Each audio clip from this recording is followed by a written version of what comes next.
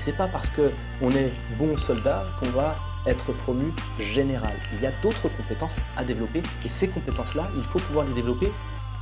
La valorisation du travail réalisé, la valorisation des réussites sont autant de leviers qui permettent à quelqu'un qui serre les dents de sourire quand même. Bienvenue sur All You Need to Lead, le podcast des professionnels qui veulent une vie épanouissante. Je suis Jafar Tabi, coach, cadre dirigeant et j'invite des leaders inspirants qui nous partagent leurs expériences. Notre invitée aujourd'hui est absente, alors je voudrais vous partager quelques-unes de mes expériences, privées ou professionnelles, qui m'ont construit et qui m'ont amené à occuper des postes de vice-président assez tôt dans ma carrière grâce à des erreurs et des opportunités que j'ai pu avoir. La première opportunité, elle vient d'un challenge. J'ai 13 ans et j'ai des besoins financiers qui ne sont pas assouvis parce que les conditions familiales ne nous permettent pas de nous offrir ce qu'on aimerait s'offrir. Alors je décide chaque dimanche matin, très tôt, de partir au marché et de voir si quelqu'un a besoin d'aide. Et je fais le tour des marchands. Bonjour, est-ce que vous avez besoin d'aide? Réponse, non. Non merci, non merci, non merci. Et je fais ça tous les dimanches matins. Jusqu'au jour où une personne qui me dit non merci me rappelle. Viens, prends ces cartons et mets-les là. Je venais de prendre mon premier poste. Alors je sais, normalement 13 ans on n'est pas censé travailler, on va dire qu'il y a prescription et de toute façon je ne donnerai pas l'identité de la personne qui m'a rendu ce service. Rendu ce service parce que non seulement j'ai pu gagner un peu d'argent, très modestement 4,50 €, 30 francs à l'époque, mais le plus important, et c'est ça que j'ai réellement gagné de cette expérience, c'est l'apprentissage que le travail paye, que l'insistance a aussi une valeur. Parce que quand on montre sa détermination au point de revenir de semaine en semaine, bonjour, est-ce que vous avez un poste, est-ce que vous avez besoin d'aide, etc., etc., il y a des gens qui comprennent que la personne qu'ils ont en face d'eux est quelqu'un qui donnera tout pour faire du bon travail, par exemple. Donc si vous êtes en recherche d'emploi, si simplement vous voulez continuer de progresser, que vous estimez que les portes ne sont pas assez ouvertes, ma question pour vous, c'est est-ce que vous toquez assez? L'étape suivante que j'aimerais vous partager, c'est celle de ma première expérience après le stage. J'ai eu la malchance d'avoir un puis deux collègues qui se sont absentés pour maladie.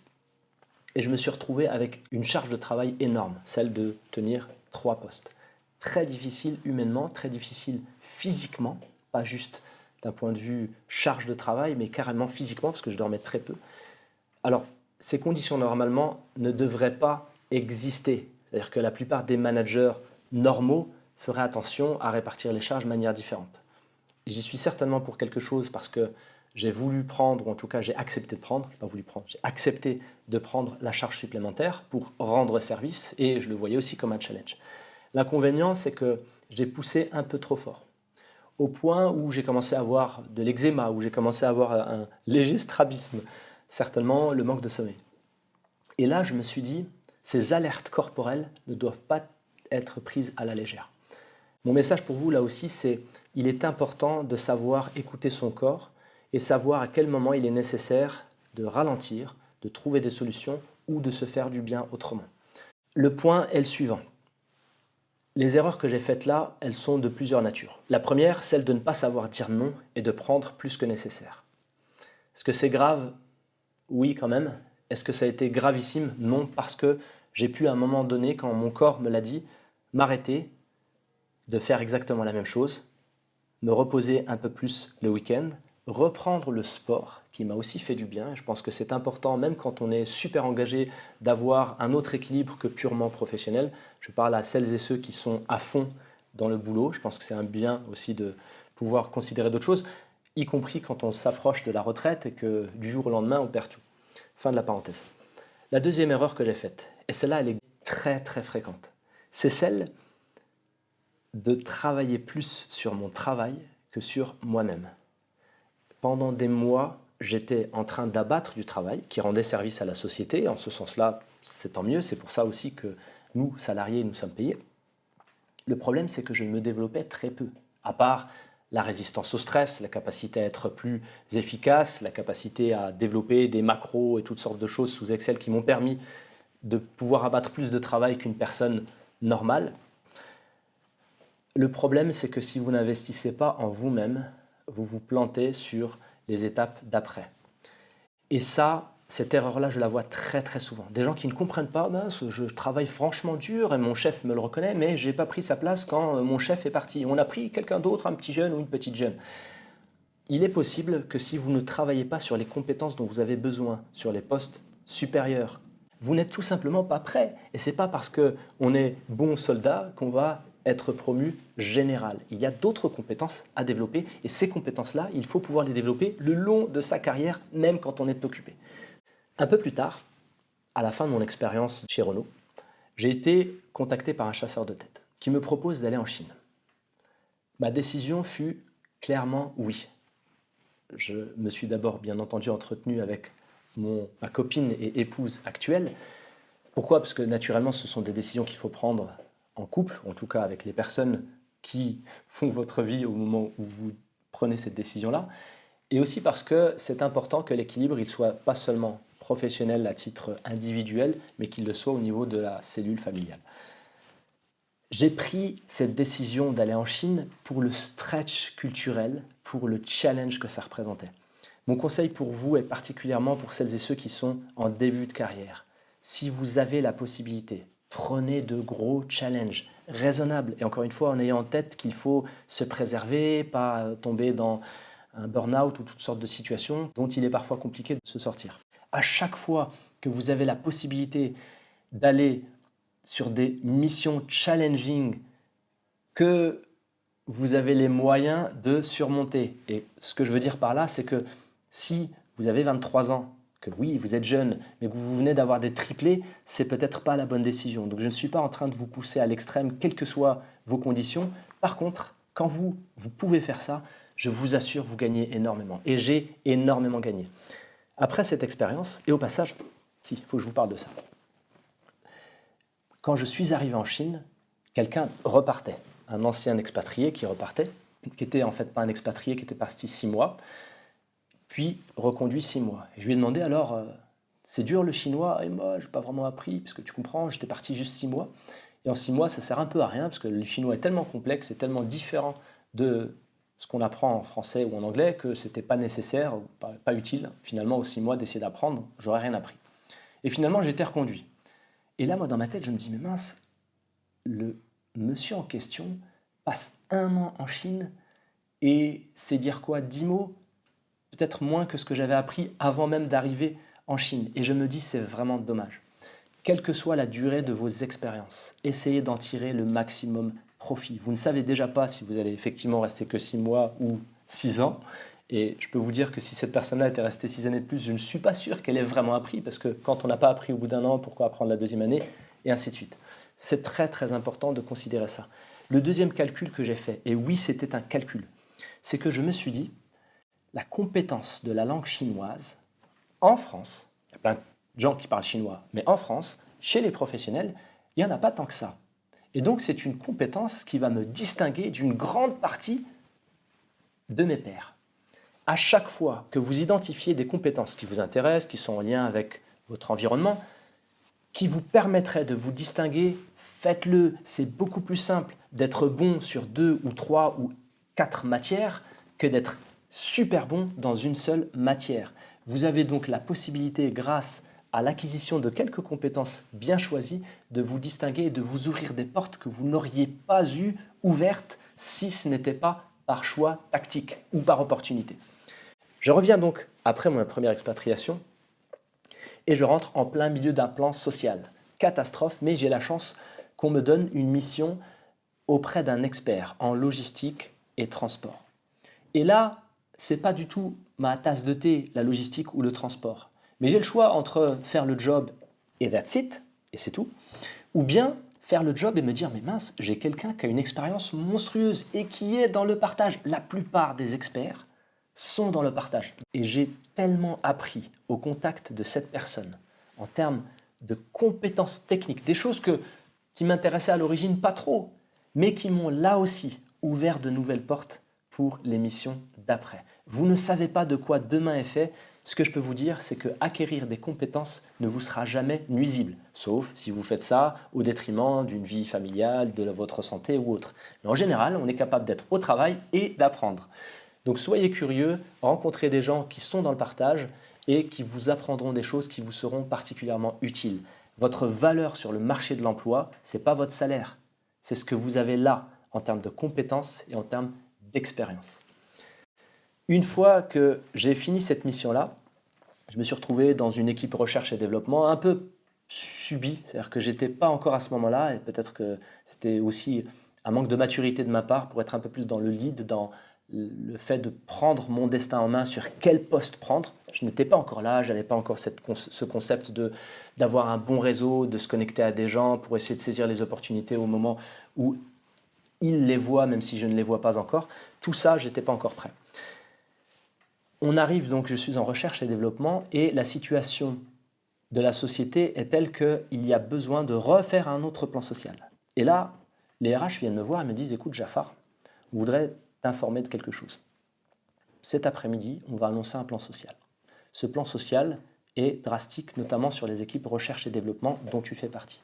Dans ton équipe en particulier, il va y avoir un nombre significatif de personnes qui vont devoir quitter la société et les critères sont des critères objectifs. Est-ce que vous êtes handicapé ou pas? Est-ce que ça fait longtemps que vous êtes dans la société ou pas? Etc. Donc un certain nombre de critères pour lesquels j'étais très très mal positionné. Dans les faits, 60% de mon équipe devait sortir.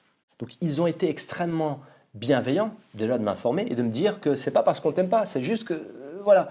Par contre, ils m'ont dit tu peux compter sur nous parce qu'on veut te garder, tu es un bon élément, on veut te garder, on veut te donner la possibilité de te reconvertir sur d'autres jobs.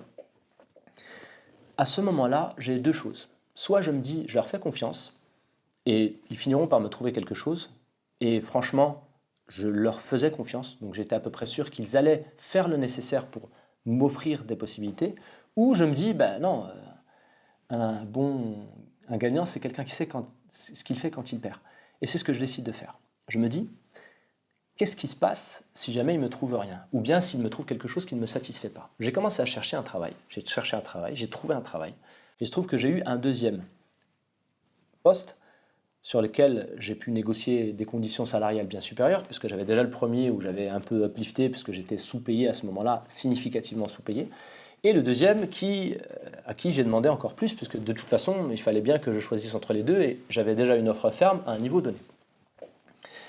Avant de partir, je me suis dit, je vais quand même les informer. Je vais leur dire, écoutez, merci beaucoup d'avoir cherché. Ils m'avaient proposé des choses, mais qui n'avaient absolument rien à voir avec ni ce que j'avais envie de faire, ni n'étaient une promotion. Donc on allait me donner des choses qui étaient encore plus basiques que ce que je faisais. Donc oui, on me sauvait mon emploi, mais franchement, à mon âge, à ce moment-là, et compte tenu de ma situation, et bien entendu, ça dépend de chaque individu. Dans d'autres cas, ce ne serait peut-être pas la bonne chose à faire.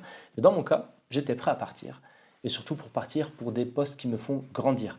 Mon invitation, et je le réitère parce que c'est tellement important, ce qui importe, ce n'est pas tant ce que vous gagnez que ce que vous devenez.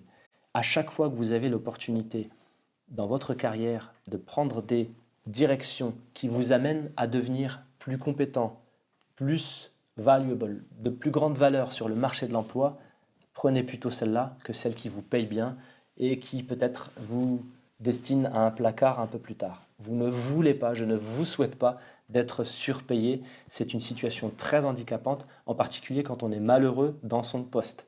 Et j'en ai connu. J'ai managé un peu plus tard des gens qui étaient trop bien payés par rapport aux responsabilités qu'ils avaient. Ces gens-là, qui sont malheureux parce qu'ils le savent, ne sont pas à la bonne place, essayent de chercher ailleurs. Mais c'est super dur de dire « bonjour, je gagne ça et je cherche un emploi » lorsque mon niveau il est là.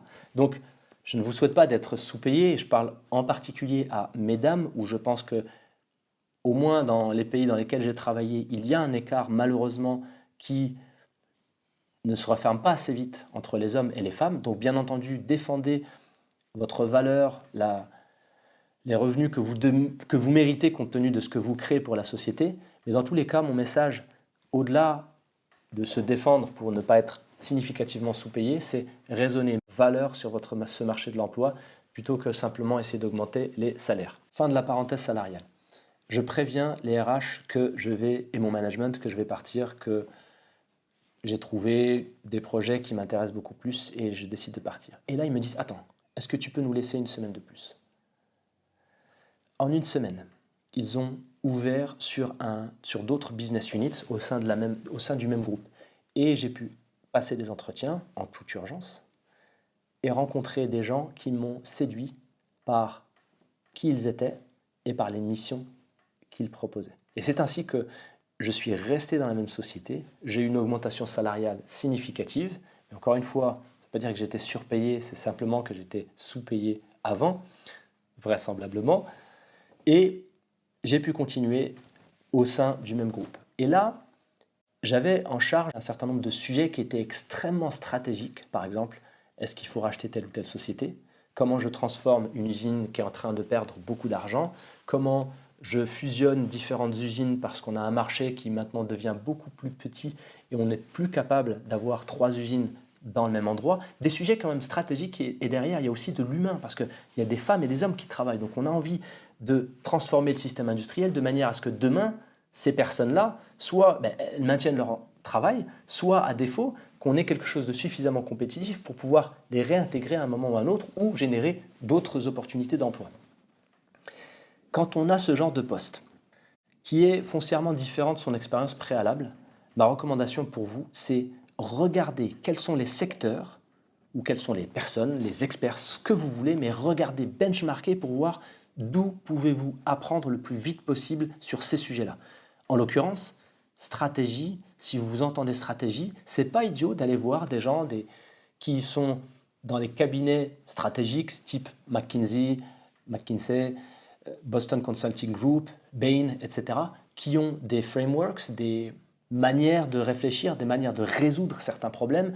On n'est pas les premiers à essayer de considérer une acquisition. On n'est pas les premiers à décider de faire une transformation majeure sur une entité qui perd de l'argent. Ce genre d'études ont été faites maintes fois par des sociétés dont c'est la spécialité. S'instruire et utiliser ces expériences-là pour être beaucoup plus performant peut faire une énorme différence. Vous ne vous rendez pas compte. Vous êtes sur une entité qui n'a pas cette spécialité et vous apprenez de gens dont c'est la spécialité, vous revenez et vous avez l'impression, ou les autres ont l'impression que vous êtes brillant. Vous n'êtes pas brillant, je n'ai pas été brillant at all. Par contre, j'ai appris de gens qui ont des décennies d'expérience et donc quand je viens et que je propose des choses de grande qualité, on me les attribue parce qu'effectivement c'est mon travail, ce n'est pas mon génie, c'est le génie des autres. Votre carrière, vous pouvez la faire soit parce que vous êtes un génie, et il y a une personne sur 1 million qui est effectivement un vrai ou une vraie génie, mais la plupart des gens peuvent s'instruire, tirer profit d'expériences, même de podcasts comme celui-ci. Si vous pouvez prendre un petit bout de cette expérience que je vous partage et qu'elle vous sert, eh bien moi j'en suis heureux parce que c'est la mission même de ce podcast. Fin de la stratégie industrielle où donc j'ai eu l'opportunité de faire plein de choses et on me propose à un moment donné de repartir en Chine pour cette fois-ci lancer plusieurs usines dans le pays. Alors le pays il est énorme. Quand je dis prends plusieurs usines dans le pays, en fait je voyageais plus que ce que j'aurais voyagé si j'étais resté en Europe. Je n'aurais jamais eu le poste si je ne parlais pas le chinois. Parce que ce que je ne vous ai pas dit, c'est qu'après être revenu de Chine, je n'étais pas resté longtemps, je suis resté 14 mois en Chine. J'ai continué d'apprendre et de passer d'un niveau au niveau supérieur en langue chinoise. Je le faisais on top of, personne ne me le demandait, mais précisément parce que, et je vous l'avais dit, je voulais être tactique dans les compétences que je voulais acquérir de manière à pouvoir me distinguer. Cette expérience-là, le fait que j'ai un background, des connaissances industrielles plutôt étoffées grâce à tout ce que les experts que j'ai eu la chance de croiser m'ont appris parce que j'ai été suffisamment curieux pour passer du temps avec eux, les écouter et étudier, m'ont permis de prendre des postes qui étaient bien plus seniors que ce que j'aurais pu avoir sinon. Très belle expérience, je reviens. Et là, on me propose un poste de productivité industrielle qui globalement essaie de challenger tous les coûts des ventes, excluant les ventes, donc tout ce qui est de là, pour ceux qui sont habitués au compte de résultat, au PNL, du haut jusqu'à l'EBIT, Earning Before Interest and Tax. Il y a plein de choses là-dedans, il y a les coûts main-d'œuvre, il y a les coûts matières, les flux logistiques, etc. Il fallait aussi qu'on travaille sur les aspects cash. Tous ces sujets-là sont des sujets extrêmement complexe et qui requiert une très bonne intégration avec les opérations, ceux qui font le travail. Je n'étais pas le chef de tout le monde, ça c'était le PDG. Par contre, mon travail, c'était de faire en sorte que les 80 usines qu'on avait, 76 à ce moment-là, qu'on avait, soient performantes sur l'ensemble de ces aspects-là dans un contexte économique particulièrement difficile puisqu'on était après la crise subprime qui a fait beaucoup de mal à beaucoup d'industries, y compris l'industrie automobile, parce que j'étais encore à ce moment-là dans l'industrie automobile. J'ai à ce moment-là un rôle fonctionnel. Un rôle fonctionnel, c'est un rôle où on n'a pas le management des personnes directement. Par contre, on doit travailler avec eux. Et là, j'ai eu un vrai step change, je pense, dans ma carrière, parce que j'ai dû user de compétences d'influence avancées. Comment j'ai fait ça?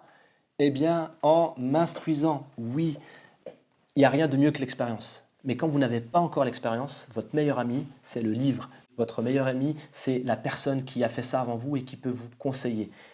Le knowledge, la compétence, le savoir est là. Si vous êtes suffisamment curieux, curieuse, et particulièrement dans cette période-là, ce qui manque, ce n'est pas la connaissance. Ce qui manque, c'est la volonté de prendre cette connaissance, de l'intégrer, de la comprendre. J'ai eu la chance d'avoir eu la volonté à ce moment-là de le faire. Et c'est grâce à ça que j'ai pu développer des compétences d'influence qui m'ont été réellement utiles. Influencer des gens de très haut niveau pour qu'ils puissent aller dans les directions que j'estimais bénéfiques pour la société, influencer les gens avec qui je travaillais. Et il y a des choses qui sont très simples, ne serait-ce que faire attention à l'autre, être respectueux. Il y a une personne qui disait: il faut vous imaginer chaque personne avec un collier écrit dessus « Fais-moi sentir important ». Imaginez ça, vous êtes dans la rue comme ça et vous voyez une personne et vous vous dites qu'elle a ce panneau-là « Fais-moi me sentir important ou importante ». Quel comportement vous avez? Bien, vous avez de l'attention. Vous avez, lorsque vous allez par exemple rencontrer une personne très bien placée, je ne sais où, vous rentrez, c'est là où la secrétaire en général, qui vous accueille. Pourquoi ne pas lui manifester de l'attention? Pourquoi ne pas valoriser cette personne-là?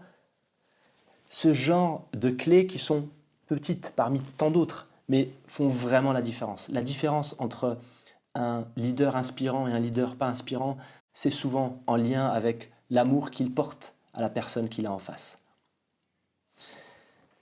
Si vous voulez avancer sur ces sujets-là, un livre très simple, écrit il y a très longtemps, il y a peut-être pas loin d'un siècle, peut-être 80 ans, c'est How to Win Friends and Influence People de Dale Carnegie. Fin de l'expérience productivité industrielle. Et à ce moment-là, par les résultats que j'ai obtenus et aussi par la confiance que j'ai créée avec quelqu'un qui, pour le coup, a changé de société, je suis appelé à une nouvelle mission.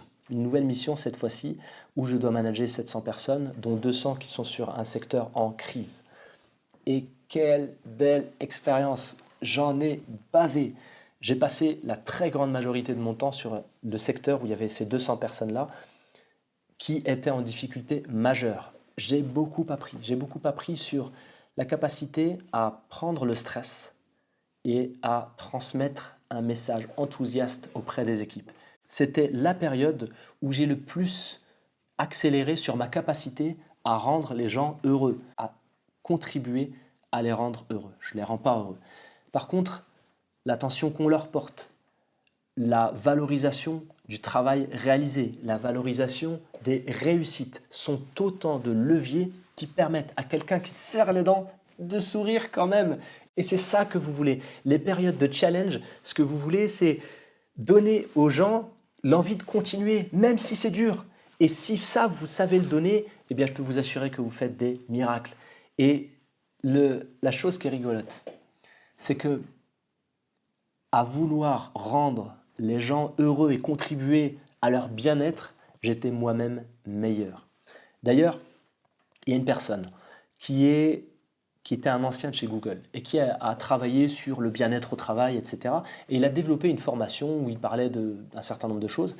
Et une des activités qu'il faisait, c'est qu'il disait « Pensez à 2 personnes. » Et juste dans votre tête, et je vous invite à le faire par exemple, ou même une personne.